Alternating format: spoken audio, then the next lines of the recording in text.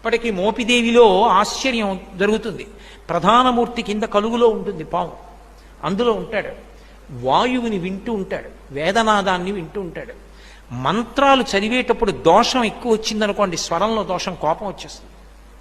ఎవరిని ఏం చేయడు, కోపం వచ్చి అలుగుతాడు. అలిగి కలుగులోంచి బయటికి వచ్చేస్తాడు. బయటికి వచ్చేసి ఎదురుగుండా తొట్టు ఉంటుంది, అందులోకి పోయి పడుకుంటాడు. నేను లోపల ఉండనంటాడు. నాదం తప్పు వస్తోంది, స్వరం తప్పు వస్తోంది, నేను విన్నా మంత్రం అంటాడు. అప్పుడు వచ్చి మళ్ళీ స్వరంతో చదువుతారు మంత్రం. చదివి తప్పు అయిపోయిందయా, క్షమించు, నీ యథాస్థానాన్ని చేరమని అడుగుతారు. అప్పుడు ఒకసారి మళ్ళీ ఆ బుట్టలోంచి పైకి లేచి మళ్ళీ వెళ్ళిపోతాడు. అందరూ చూస్తుండగా జరుగుతుంది మోపిదేవిలో. నేను అబద్ధం చెప్పాను అనుకుంటున్నారేమో.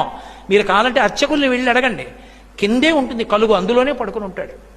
అందరూ చూస్తుండగా బయటకు వస్తాడు. స్వరం తప్పినా, అనాచారం ఎక్కువైపోయినా బయటకు వచ్చేసి అలకపాన్ పెక్కి పడుకుంటాడు.